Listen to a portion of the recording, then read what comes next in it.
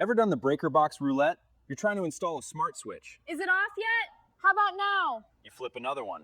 You've reset the microwave clock, and you still haven't found the right breaker. Well, if you're a DIYer like me, doing electrical work around the house shouldn't feel like a guessing game that ends with a mild heart attack. After all, that's why we're looking at the KAIWEETS KT301P breaker finder. KAIWEETS sent this over to the channel, and honestly, the timing couldn't be better because this little device promises to map your outlets to your panel instantly, allowing you to have a neatly labeled circuit breaker box like I do now. So in this video, we're gonna unbox it, see what you get for the money you might spend on it, and then we're gonna head over to my breaker panel and I'll show you how it actually works so you can decide if this deserves a spot in your DIY toolbox.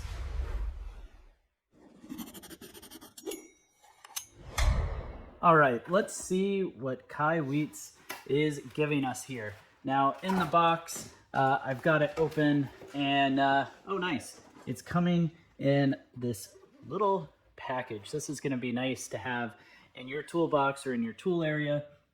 And inside here, there's really gonna be two main components and then a couple of nice accessories to go along with it. So the first component here that we should check out is the transmitter. You plug this directly into the outlet you wanna work on, and it sends a specific signal back through the home's wiring so that the receiver will be able to sense the signal that's being sent and let you know which breaker that you plugged it into. The other neat thing with this is it actually doubles as a socket tester. It's got those LEDs that will let you know if the outlet is wired correctly or if you've got an open ground or reverse polarity. Handy on its own, but a really nice piece. Plus, I should mention it's got this test functionality to test for a GFCI so that you can be sure, say, your wet area outlets, like in a bathroom, are GFCI protected. Second, we've got this receiver wand. Essentially here, this is a magic wand that's gonna sense that signal that's being sent by the transmitter.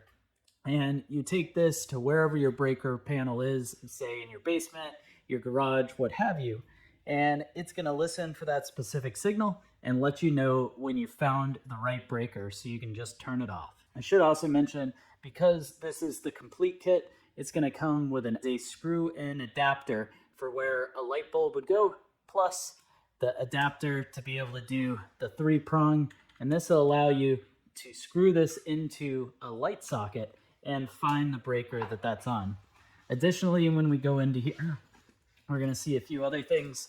We've got this piece which connects these two leads that you have and then allows you to convert that into the 3-prong.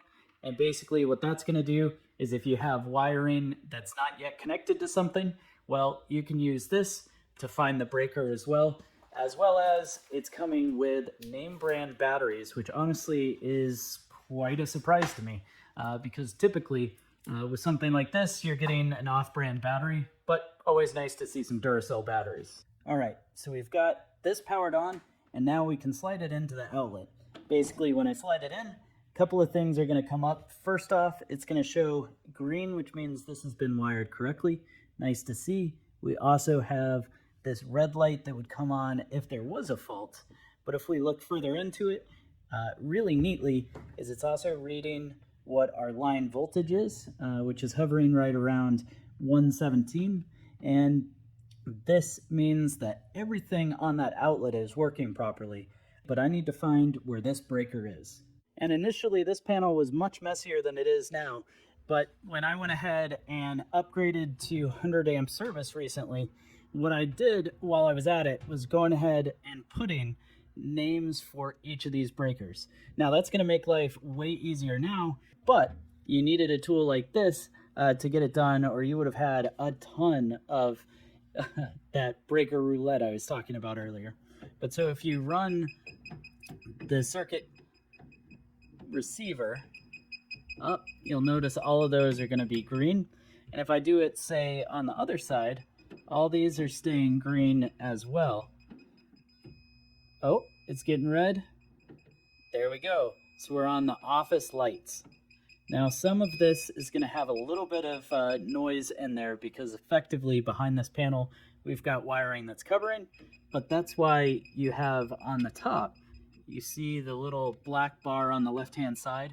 That's showing you how close it is. So we're getting all the way there. And then when I get to the outlet, we've got all red bars showing that this is the office lights and outlets, which is where I put our transmitter. All right, and now I want to show you how this works on a GFCI outlet, just so you can see how it is going to function. Basically, we go in, we see that this is correctly wired, always good news. And then to do the test, you're not just going to hit it, you're going to have to hit and hold. And watch, it's going to trip the breaker, or the GFCI I should say, and it gives us a pass. Now we can reset that. It's going to be open again because of course right now the GFCI is still set. So if I reset the GFCI, it's going to come back on. We've got our roughly 120 volts like we expect, and in just a moment the lights will be able to go back on as well. And the other nice thing is when you take it off, it does remember what the last settings were. So if you had any questions like your neutral, your line, your ground, or if you wanted to be able to review what the voltage was, all of that is saved up until you hit the power reset, and then the line's open, ready to be plugged into your next outlet. All right, so now that I've gotten a chance to use this, what are some of the pros and cons? Well, I think certainly on the more challenging or the con side of things, what I found is the action of swiping this up and down the wiring, or rather the breaker panel, to find the outlet. You definitely have to make that first pass and then the second, but it can be a little finicky. So a couple of times I noticed that I needed to do it more than once to find the exact breaker.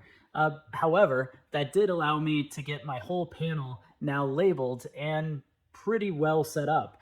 And to me, that's just having that simplicity is totally worth the money. Have one of these in your toolbox. As well as now if I need to go do something, say at the in-laws house and they need a little help, I've got a tool to make it super simple so that I'm not sitting there doing breaker roulette at their house. Well, anyways, I think this is a really nice tool to have in your toolbox, and I can't imagine that if you picked one up that you would feel like you didn't actually want it. It's a really nice thing to have.